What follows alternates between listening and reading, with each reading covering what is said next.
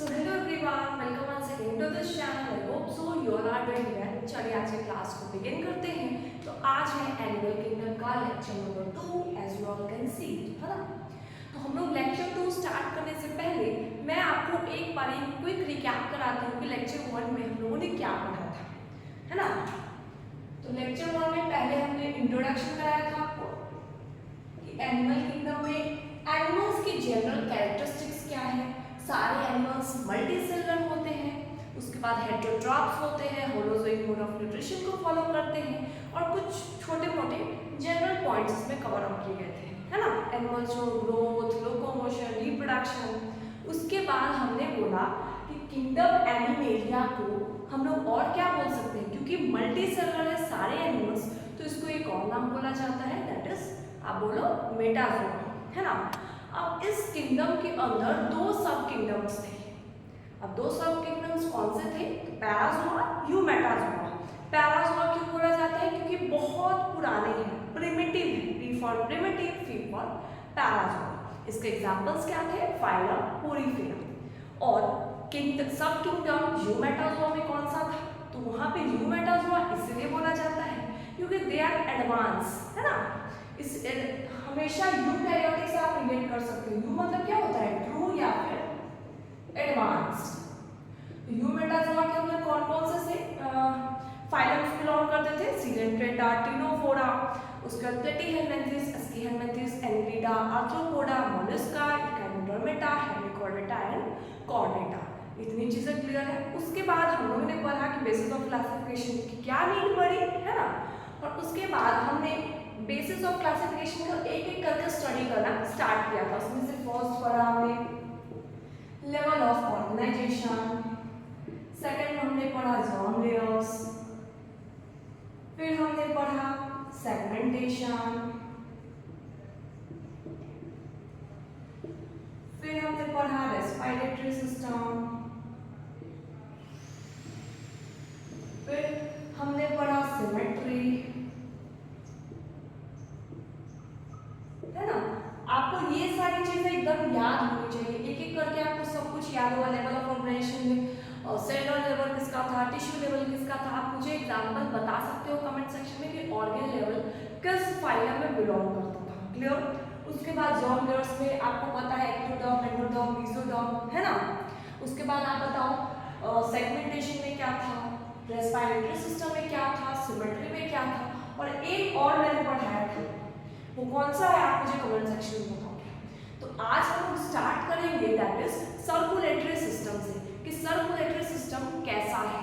आज हमारा basis of classification complete होगा और फाइलम पोरीफेरा भी कंप्लीट हो जाएगा अलॉन्ग विद एनसीईआरटी। क्लियर है? तो चलिए फटाफट से आप नोटबुक निकालिए, मेरे साथ नोट्स बनाना स्टार्ट कीजिए।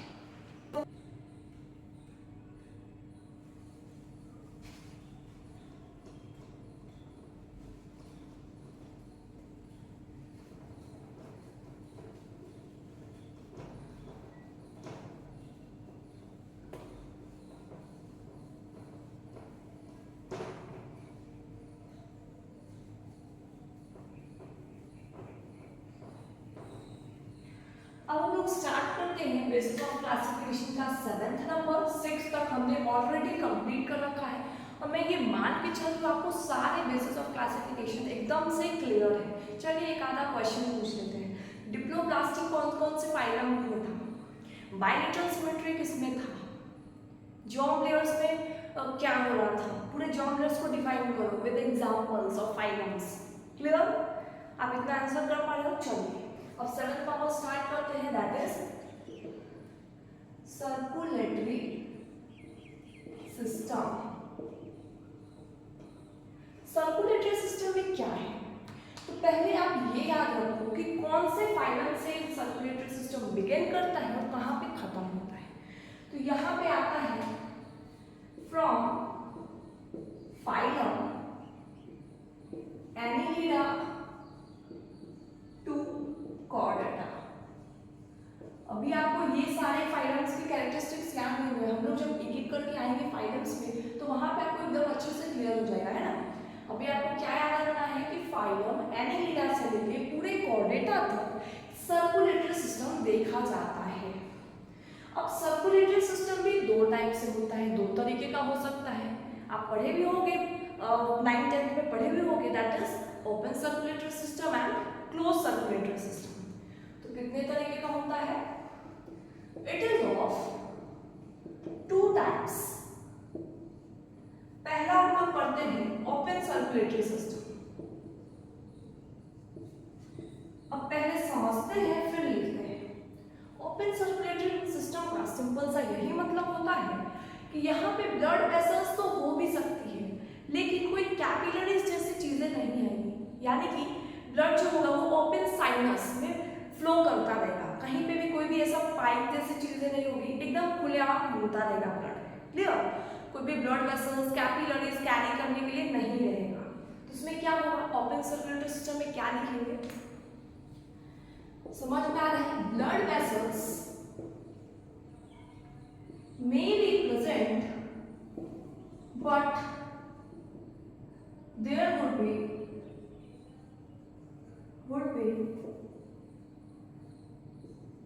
no any capillaries network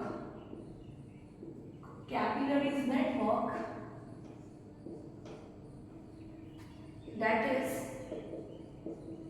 blood are poured in an open space या फिर साइनस। अब किसी को इस चीज में डाउट है कि ओपन सर्कुलेटरी सिस्टम मैंने क्या बताया, एक बार और सुन लो।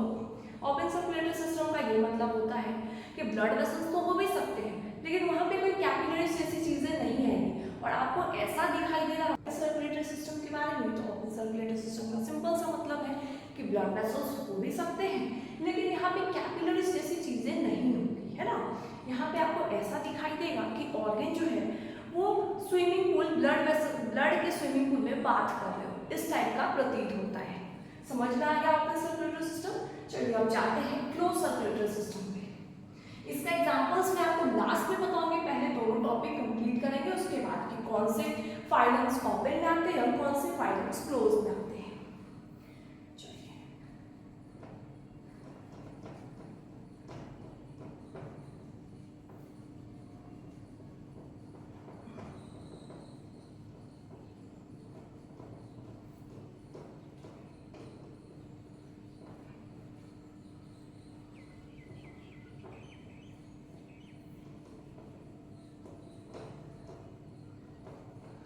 अब बात करते हैं close circulatory system. Close circulatory system का मैं एक डायग्राम बनाती हूँ, उससे आपको अच्छे से समझ में आएगा। यहाँ पे क्या होता है, blood vessels are surrounded bye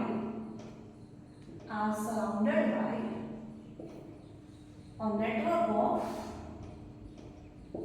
capillaries। अब इस लाइन का मतलब क्या है, इसको समझने के लिए मैं एक छोटा सा डायग्राम बनाती हूं।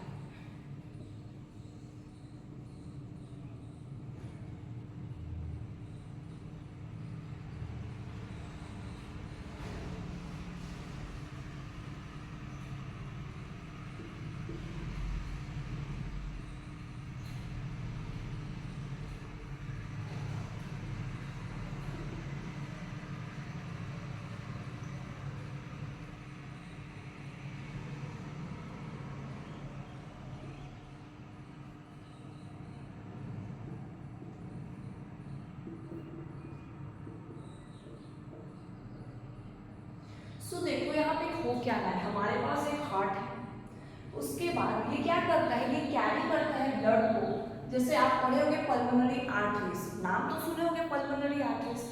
Pulmonary arteries it carries to the capillaries. अब कैपिलरीज के बाद वेन्स कैरी करता है अगेन बैक हार्ट में। अब आपको ये नहीं समझना है कि कौन डीऑक्सीनेटेड कैरी करता है, कौन ऑक्सीजनेटेड कैरी करता है, बट आप देख रहे हो ये क्या बन रहा है, लूप बन रहा है। कहीं पे भी यहाँ पे ओपन है कि कोई भी पार्ट ओपन हो गया और पूरे ऑर्गेनिजम्स के बॉडी में ओपन घूम रहा हो ब्लड, ऐसा नहीं है। सब में नेटवर्क बना हुआ है, कैपिलरीज का नेटवर्क बना हुआ है। यहाँ आप देख रहे हो सारे लूप में फ्लो कर रहे हैं और लूप से ही सारा काम चल रहा है, यहाँ पे कोई भी ओपन चीजें नहीं आ रही है। इसलिए मैंने क्या लिखा, blood vessels are surrounded by a network of capillaries.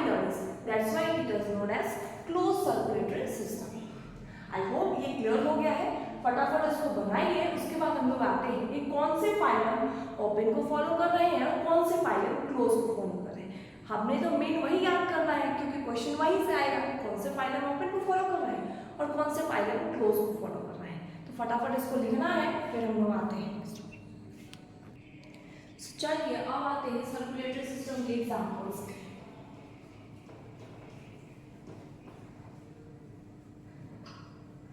आपको अच्छी तरीके से पता चलेगा क्लोज सर्कुलेटरी सिस्टम क्या होता है, ओपन सर्कुलेटरी सिस्टम क्या होता है।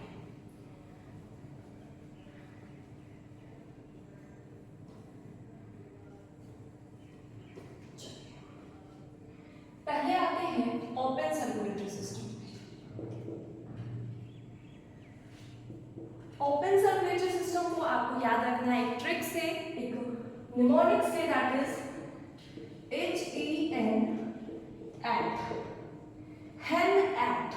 क्या है हमारा निमोनिक्स? हेन एक्ट। अब चलिए इसके बारे में जानते हैं कौन से फाइलम को किस सिंबल से मैंने डिनोट किया है। तो ये आता है phylum Hemichordata.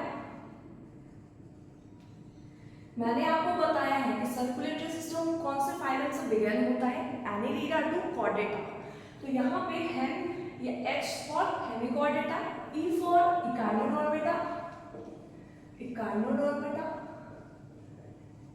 N for non सेफेलोपोड,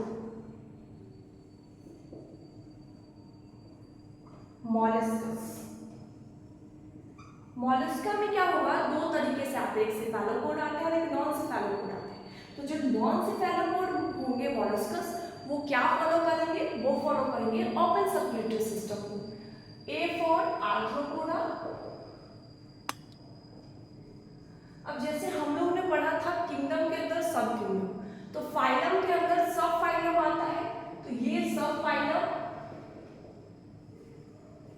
Tunicata के। तो आपको याद रखना है open circulatory system, hen act, H for hemichordata, E for echinodermata, T for N for that is non cephalopod molluscs. उसके बाद एक्ट में A for arthropods and T for that is tunicata, subphylum tunicata. अब आते हैं close circulatory system में।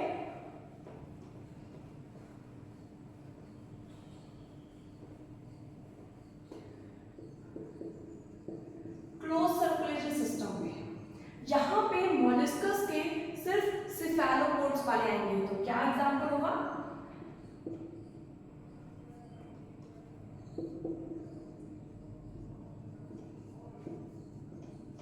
क्योंकि non cephalopods वाले तो ऑलरेडी आ चुके हैं आपके ओपन वाले में, क्लोज वाले में क्या आएंगे, सिर्फ सेफेलोपोड्स मॉलस्कस आएंगे। और बाकी का जितना ओपन सर्कुलेटरी सिस्टम में आया उसको छोड़ के जितना भी एग्जांपल बच जाता है वो सारे फाइलम्स किसके अंदर में आ जाएंगे, that is close circulatory system में। क्लियर है सब कुछ? Except the phylums which we have written in open circulatory system, rest all belongs to close circulatory system. तो इतना आपको खुद से डिसाइड करके इसमें फिल अप करना है ना, फिल इन द ब्लैंक्स में खुद से फाइलम इसको मेंशन करना है। तो हमारा 7 basis of classification already complete हो गया है। अब हम लोग 8 पे आएंगे, दैट इज नोटोकॉर्ड। आपको फटाफट इसको लिखना है, फिर हम लोग आते हैं बेसिस ऑफ क्लासिफिकेशन पे। ये हम लोग 8 पे आते हैं, दैट इज नोटोकॉर्ड। नोटोकॉर्ड बहुत ही इजी है समझना क्योंकि सिर्फ और सिर्फ एक ही फाइलम में ये बिलोंग करता है, तो आपको याद करने में बहुत ज्यादा इजी हो जाएगा, है ना।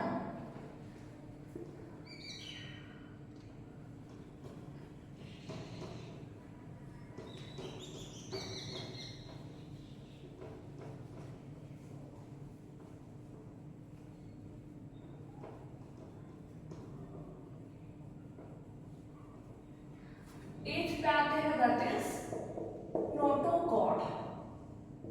अब पहले समझते हैं क्यों बेसिस ऑफ क्लासिफिकेशन में, क्यों ये नोटोकॉर्ड बेसिस ऑफ क्लासिफिकेशन में लिया गया। तो नोटोकॉर्ड जो है वो सिर्फ और सिर्फ एक फाइलम में प्रेजेंट होता है, that is Chordata.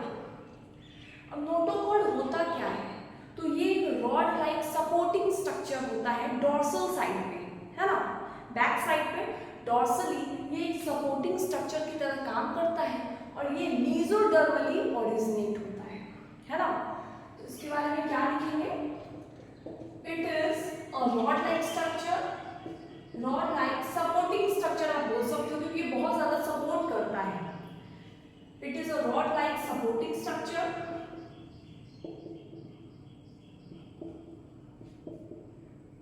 present on the dorsal side और ये किससे डिराइव होता है? तो मीजोडर्मली ओरिजिन होता है। और इसका एग्जाम्पल क्या हो जाएगा? Phylum chordates.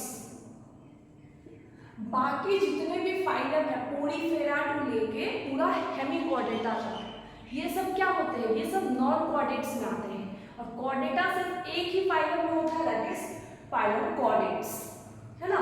दैट इज नोटोकॉर्ड्स एक ही फाइलम में होता है, दैट इज फाइलम कॉर्डेट्स। तो ये आपको याद करने में बहुत ज्यादा इजी हो जाएगा।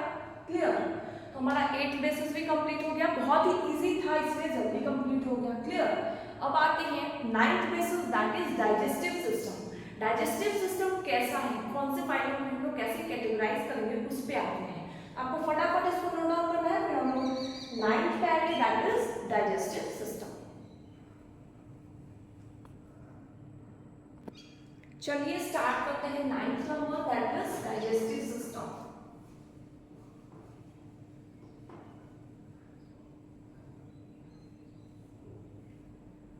आपको क्लास के साथ साथ पूरा ही चीजें याद करते चलना है, तभी जाके जब ये पूरा चैप्टर कंप्लीट होगा तो लास्ट लेक्चर जो कि पीवाईक्यूज का होगा वो आप आसानी से कर पाओगे।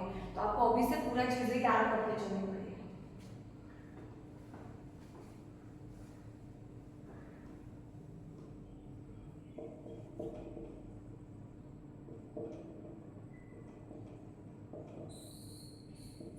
हेडिंग लगाना है डाइजेस्टिव सिस्टम। पहले आते हैं इनकम्प्लीट डाइजेस्टिव सिस्टम।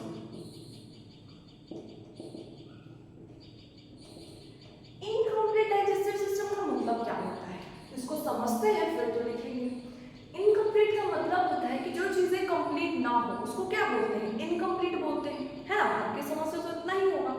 तो एनिमल किंगडम में इनकम्प्लीट डाइजेस्टिव सिस्टम का क्या मतलब होगा? तो इसका यही मतलब हुआ कि सिर्फ और सिर्फ एक ओपनिंग पाया जाएगा। इनकम्प्लीट डाइजेस्टिव सिस्टम में सिर्फ एक ओपनिंग पाया जाएगा, दैट इज वही माउथ का भी काम करेगा और एनस का भी काम करेगा।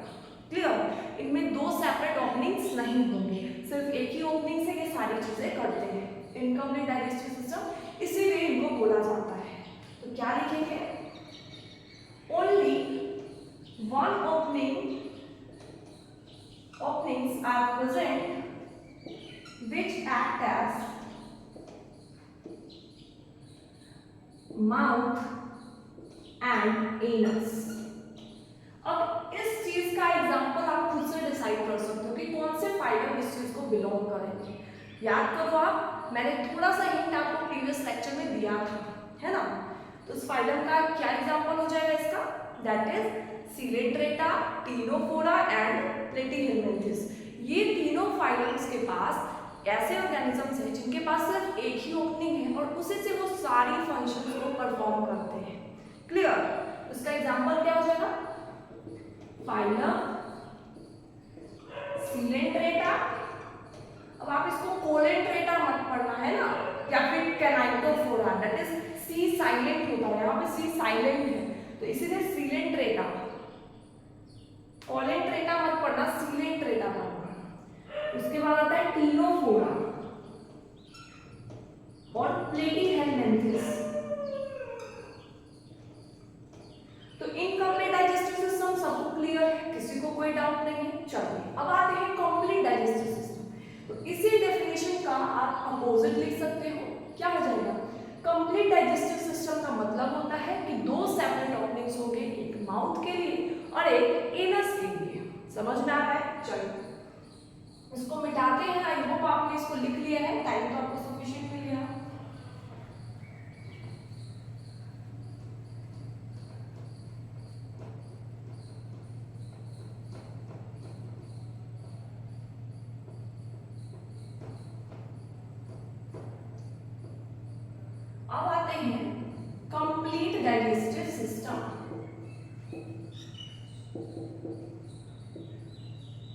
इसका क्या मतलब है? There will be two separate openings, two separate openings, two separate openings are present. One acts as an anus and other as a mouth. As a mouth. समझ में आ गया? ये बहुत इजी सेंटेंस है, बस नोट्स बनाने के लिए आपको ये लाइन लिखवा दी है ना। अब इसका एग्जांपल क्या हो जाएगा? सिलेंट्रेटा टिनोफोरा पेटिहेलमिंथिस तो इनकम्प्लीट डाइजेस्टिव सिस्टम में आ गया, तो इसका एग्जांपल आप बताओ। पेटिहेलमिंथिस के बाद कौन सा फाइलम आता है? एस्कीहेलमिंथिस। तो फाइलम, इसका एग्जांपल क्या हो जाएगा? Phylum aschelminthes to chordata. बहुत इजी है, आप नोटोकॉर्ड बताओ कौन से फाइलम में था? तो phylum Chordata. Complete digestive system किसमें था? तो फाइलम एस्कीहेलमिंथिस टू कॉर्डेटा। समझ में आ रहा है सबको? किसी को कोई भी डाउट नहीं होना चाहिए। अब हमारा लास्ट बेसिस ऑफ क्लासिफिकेशन आएगा, that is coelom. Body cavity किसमें प्रेजेंट है, कि वो ए सीलोमेट है या टू सीलोमेट है या फॉल्स सीलोमेट है, स्यूडो सीलोमेट है, इसके बारे में आएंगे। आप इसको नोट डाउन करो, फिर लास्ट बेसिस ऑफ क्लासिफिकेशन पे आते हैं, फिर एक बार एनसीईआरटी बेसिस ऑफ क्लासिफिकेशन का कंप्लीट कर लेंगे। क्लियर?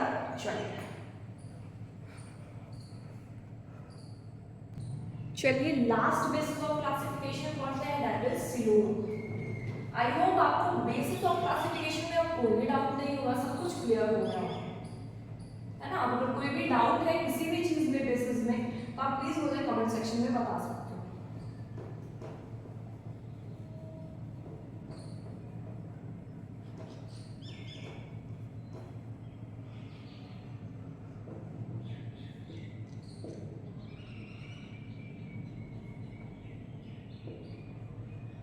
अब इसको कोलोम मत पढ़ना, इसको बोलते हैं सीलोम।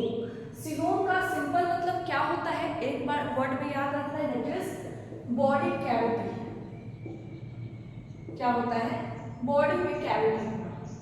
अब ट्रू सीलोमेट एनिमल्स हम किसको बोलेंगे? तो ट्रू सीलोमेट एनिमल्स हम उन्हीं को बोलेंगे जिनके पास ये बॉडी कैविटी प्रेजेंट हो, यानी कि ये कैसे बनता है? मीजोडर्म के लेयर्स जब दोनों साइड से सराउंड करते हैं तो ये बॉडी कैविटी का फॉर्मेशन होता है। समझ में आ रहा है? तो चलिए अब जानते हैं कि ट्रू सीलोम किसको बोलेंगे। तो ट्रू सीलोम हम उन्हीं को बोलेंगे जो बॉडी कैविटी सराउंड होते हैं मीजोडर्म के लेयर्स से दोनों साइड से, उसको क्या बोलते हैं हम लोग? That is true coelom. यानी कि मैं क्या बोल रही हूं? The body cavity which is surrounded by mesoderm। अब आपको जॉर्म लेयर्स में मैंने पढ़ाया है कि मेसोडर्म भी होता है, एक्टोडर्म भी होता है, एंडोडर्म भी होता है, उसमें कोई परेशानी नहीं आनी चाहिए ना। The body cavity which is surrounded by mesoderm on both sides, then they are known as true सीलोम्स। अभी हम लोग क्या बोलेंगे कि ट्रू सीलोम है। अब सीलोम भी तीन तरीके से हम लोग डिफाइन करते हैं। कितने तरीके से? तीन तरीके से। एक होता है यू सीलोमेट, यानी कि यू मतलब क्या होता है? यूकैरियोटिक से रिलेट कर सकते हो, ट्रू है ना। यू सीलोमेट का मतलब होता है कि ट्रू सीलोम किसमें प्रेजेंट है। एक आता है ए सीलोमेट, यानी कि सीलोम एब्सेंट किसमें है। और तीसरा आता है स्यूडो सीलोम, यानी कि वैसे ऑर्गेनिज्म जिनके पास फॉल्स सीलोम प्रेजेंट होते हैं। समझ में आ रहा है सबको? क्लियर है? चलो अब पढ़ते हैं हम लोग। तो पहले आते हैं हम लोग, समझ में तो आ गया ना कि सीलोम किसको बोलते हैं? बॉडी कैविटी को बोलते हैं जो कि मेसोडर्म के लेयर से सराउंड करते हैं दोनों साइड से।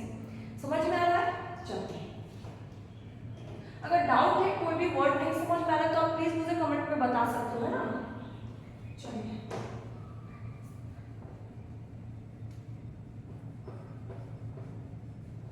पहले आते हैं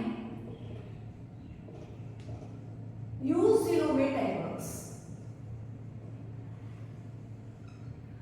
यूसीलोमेट एनिमल्स किसको बोलेंगे? इसका डेफिनेशन आपको क्लियर हो रहा होगा, आपको समझ में आ रहा होगा।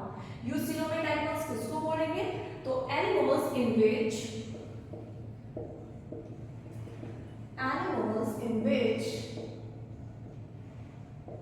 true body cavity are present and it is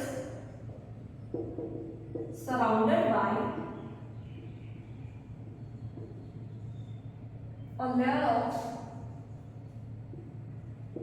mesoderm on both sides.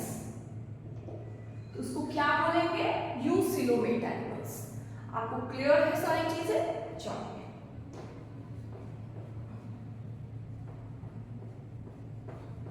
देखो, इस चैप्टर में अगर आप एक एक वर्ड का मतलब समझ के आप पूरा उसको स्टडी करने जाओगे तो ये चैप्टर बहुत ज्यादा कंफ्यूजन क्रिएट कर देगा। इस चैप्टर में मेनली यही करता है कि हमको फाइलम्स टू फाइलम सब चीजों को याद करते चलना है ना? तो वही करते चलना है हमको।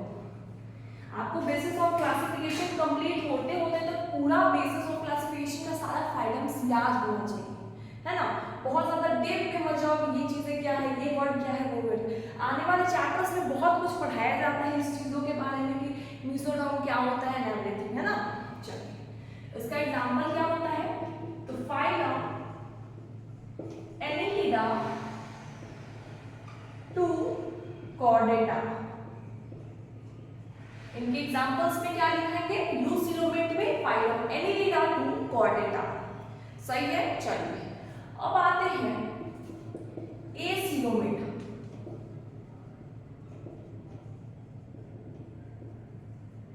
अब इसका डेफिनेशन आप खुद से लिख सकते हो। एसिलोमेट का मतलब क्या होगा?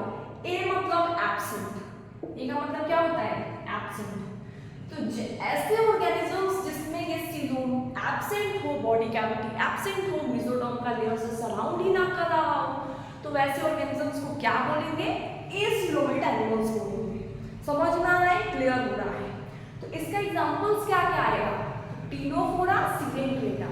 लेकिन इसका एक चीज आपको याद रखना है, प्लेटीहेलमिन्थेस के पास भी मेसोडर्म का लेयर होता है ना? लेकिन इनके पास जो लेयर होता है प्लेटीहेलमिन्थेस के पास, वो सॉलिड मेसोडर्म का लेयर होता है।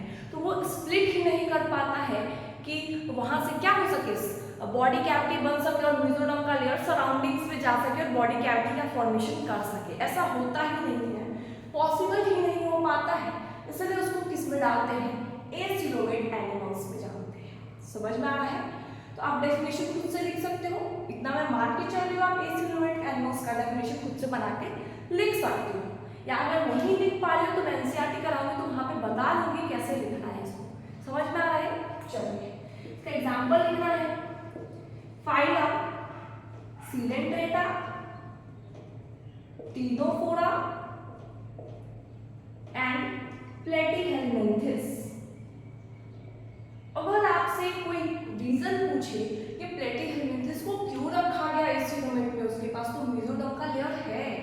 हाँ, तो मैं मानती हूँ मेसोडर्म का लेयर है, लेकिन लेयर जो है इनका सॉलिड लेयर है मेसोडर्म का, जो कि स्प्लिट ही नहीं कर पाता है, बॉडी कैविटी का फॉर्मेशन ही नहीं कर पाता है कि मेसोडर्म का लेयर सराउंडिंग्स में जा सके। ऐसा पॉसिबल नहीं हो पाता है, इसलिए किसमें रखे जाते हैं? एसिलोमेट एनिमल्स में रखे जाते हैं।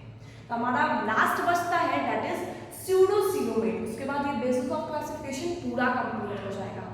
क्लियर? तो फटाफट इसको लिखो, फिर हम आते हैं उसमें। आई होप आपने इसको लिख लिया है। अब कई स्टूडेंट्स के मन में ये भी क्वेश्चन आता होगा कि मैम ये सीलोम बनता कैसे है?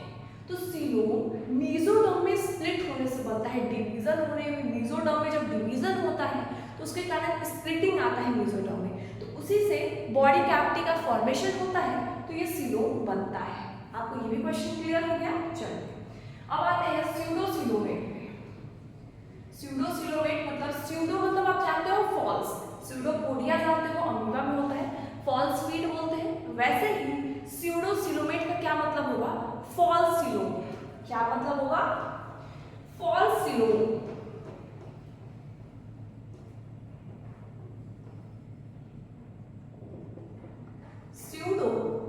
स्यूडोसिलोमेट यानी इस स्यूडो का मतलब तो आप जानते हो फॉल्स होगा। तो इसमें आखिर हुआ क्या, क्या प्रोसेस चल रही है ये समझो पहले, फिर लिखेंगे।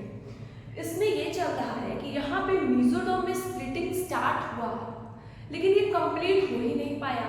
इसी के कारण ये स्कैटर कर गया और पाउच के फॉर्म में ये मिलने लगा। तो इसलिए इसको क्या बोलते हैं, फॉल्स सिलोम प्रेजेंट है। और ये सिर्फ और सिर्फ एक ही फाइलम में प्रेजेंट है।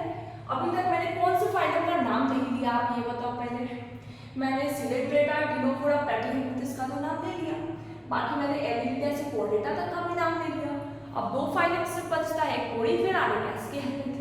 पोरीफेरा आप जानते हो बहुत ज्यादा प्रिमिटिव है, तो वो इस चीज में तो आते ही नहीं है। तो सिर्फ और सिर्फ एक फाइलम बचता है, दैट इज फाइलम एस्केहेल्मिन्थेस। किसी को कोई भी डाउट है बेसिस ऑफ क्लासिफिकेशन में, प्लीज मुझे कमेंट सेक्शन में अभी के अभी जो भी मन में आ रहा है डाउट आप लिखोगे कमेंट सेक्शन में, और मैं कुछ जेन्युइन डाउट होगा जरूर रिप्लाई करूंगी। क्लियर? स्यूडोसिलोमेट का डेफिनेशन आप क्या लिखोगे? Pseudocoelomates are the animals in which mesoderm start to split but they do not completely split. Division पूरा कंप्लीट नहीं हो पाता है, इसी के कारण कुछ पाउचेस नजर आते हैं और इसीलिए इनको क्या बोलते हैं, स्यूडोसिलोमेट। तो इतना आप खुद से बना के लिख सकते हो यहाँ, है ना। मैं तो आपको बता दी हूँ, आपको सिर्फ एक ही काम करना है, इसको लिख लेना है यहाँ पे, तो आप इसको लिख लेना। क्लियर? बेसिस ऑफ क्लासिफिकेशन हमारा पूरा कंप्लीट होता है। आई होप आपको पूरी चीजें समझ में आ गई।